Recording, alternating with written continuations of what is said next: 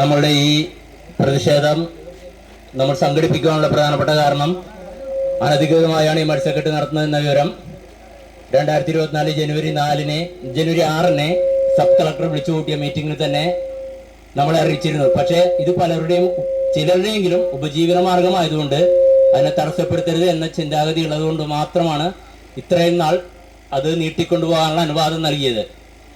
പക്ഷെ അവരുടെ നടപടികൾ നമുക്ക് എല്ലാവർക്കും, ഈ പരിസരത്ത് ഇവിടെ കൂടിയിരിക്കുന്നവർക്ക് എല്ലാവർക്കും അറിയാം. അവർ യാതൊരു തരത്തിലുള്ള സാമാന്യ മര്യാദ പോലും കാണിക്കാതെയാണ് ഈ ഒരു വെള്ളം കടത്തിവിട്ടുകൊണ്ടേയിരിക്കുന്നത്.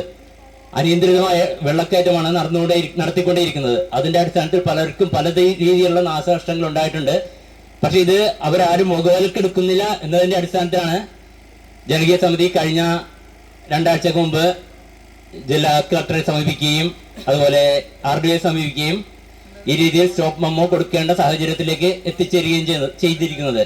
നമ്മളാരും ആഗ്രഹിക്കുന്നില്ല ഇത് ഒരു പാഴ്ഭൂമിയായി മാറണമെന്ന്. കണ്ടലും പാഴ്മരങ്ങളും പിടിച്ച് ഇത് മറ്റുള്ള സ്ഥലങ്ങളിലെ പോലെ ആയിത്തീരണമെന്ന് നമ്മൾ ആഗ്രഹിക്കുന്നില്ല.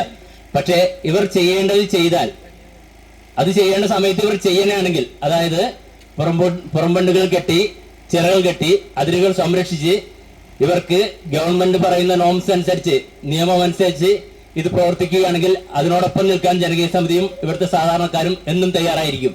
കാരണം ഒരു പ്രൊഡക്റ്റ് ഉണ്ടാകുന്ന ഒരു വ്യവസായമോ അല്ലെങ്കിൽ ഒരു തൊഴിൽ നൽകുന്ന ഒരു കാര്യങ്ങളും തടസ്സപ്പെട്ടു പോകാൻ ആരും ആഗ്രഹിക്കുന്നില്ല.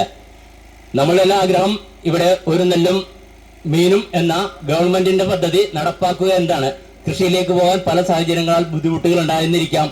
പക്ഷെ അതിനുള്ള തയ്യാറെടുപ്പ് നടത്തേണ്ടത് ഇതിന്റെ ഓണേഴ്സാണ്, പാടശേഖര സമിതിയാണ്. അതിനുള്ള പിന്തുണ നമ്മൾ നൽകുന്നതുമായിരിക്കും. അപ്പൊ ഈ പ്രതിഷേധത്തിന്റെ പ്രത്യേകത എന്തെന്ന് വെച്ചാൽ നമ്മളോടൊപ്പം ഒരു പ്രശ്നം ഉണ്ടാക്കുകയല്ല. പക്ഷെ ഈ സ്റ്റോപ്പ് മെമ്മോ കിട്ടിയിട്ട് പോലും അവർ ഇന്നുപോലും ഇവിടെ അനിയന്ത്രിതമായ രീതിയിലാണ് വെള്ളം കയറ്റിക്കൊണ്ടിരിക്കുന്നത്. ഇതിനെതിരെ ഇവിടുത്തെ സാധാരണക്കാരായ ഓരോരുത്തരും പ്രതിഷേധിക്കേണ്ടതാണ്.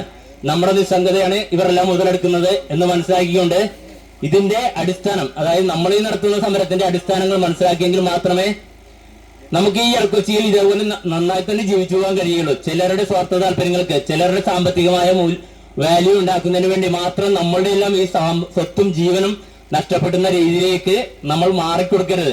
നമ്മൾ പ്രതികരിക്കുക തന്നെ വേണം. അപ്പോൾ ഈ ഒരു ജാഥ അതിനുള്ള മുന്നോടിയാണ്. നമ്മളോടൊപ്പം യാതൊരു തരത്തിലുള്ള ക്രമസമാധാന പ്രശ്നങ്ങൾ ഉണ്ടാക്കുകയില്ല. നമ്മൾ ഈ സ്റ്റോപ്പ് മെമ്മോ അവിടെ പതിക്കുന്നതാണ്. വീണ്ടും അതിന്റെ നടപടികൾ നമ്മൾ ഫോളോ അപ്പ് ചെയ്യുന്നതുമാണ്. പിന്നെ ഇതിന് അടിസ്ഥാനം എന്ന് പറഞ്ഞാൽ ഇന്ന് തന്നെ ഇത് നിർത്തലാക്കാവുന്നതാണ്. പക്ഷെ ആ രീതിയിലേക്ക് നമ്മൾ പോകേണ്ട ആവശ്യമില്ലെന്നാണ് എന്റെ അഭിപ്രായം. എങ്കിലും നമുക്കിത് അവരെ ബോധ്യപ്പെടുത്തണം. ഇങ്ങനെ ഗവൺമെന്റിന്റെ ഒരു സ്റ്റോപ്പ് മെമ്മോ വന്നതാകും, അതിനെ വിരുദ്ധമായാണ് നിങ്ങൾ നിയമത്തെ കയ്യിലെടുക്കുന്ന രീതിയിലാണ് ഈ പ്രവൃത്തി നടത്തുന്നത് എന്ന കാര്യം അവരെ ബോധ്യപ്പെടുത്തുകയും അതോടൊപ്പം നമ്മൾ ഓരോരുത്തരും അത് മനസ്സിലാക്കുകയും വേണം.